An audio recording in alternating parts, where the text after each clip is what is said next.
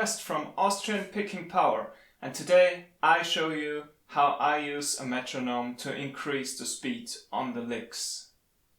Before we start, let's talk about the metronome and the most important functions. I use the Korg KDM-3 because it's very professional, small, and it has a real speaker in it. Your metronome should have variable sound and beat options. I prefer to set the beat to 1 to hear a monotone click. At the headphones output, you can connect your stereo headphones or your amp, if this one has an aux input. 1, 2, 3, 4.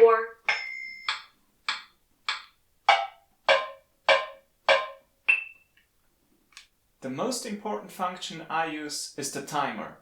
When it stops clicking, you know the time is over. So this makes it easier to count the repetitions. Now I show you how I usually practice with the metronome. Please keep in mind that this method is the best for me. That doesn't have to mean that it would be the best for you. Before you begin, make sure that you know the sequence on which you want to increase the speed.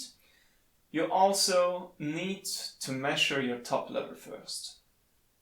You also need to know how long you're going to practice. 30 minutes work best for me because it is long enough for staying focused and it isn't too long for getting bored. So I always split that up to 6 equal large parts. That means 6 intervals of 5 minutes. In this example, I use a simple 6-note per beat lick.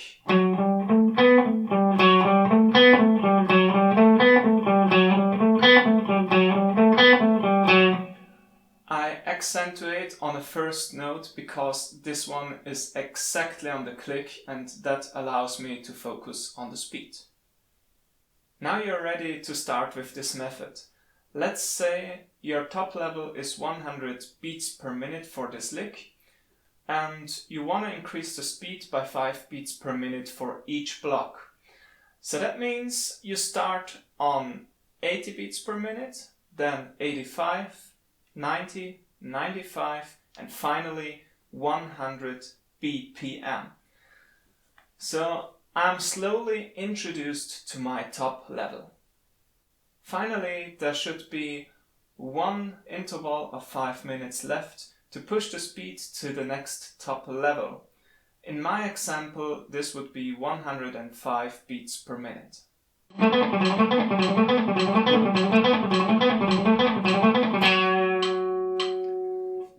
If I will be able to play on 105 beats per minute very accurate, then I would write it down as my new top level and begin the next session on 85 beats per minute. If I'm not able to play 105 accurate, then I would repeat this exercise over and over. Here is another important note for you.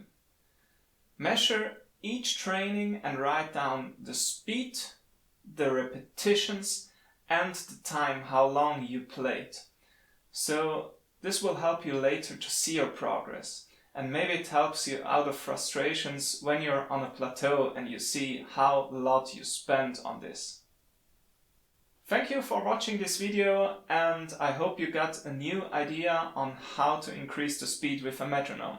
Click on the squirrel to subscribe so you don't miss the next practice method I'm going to share with you.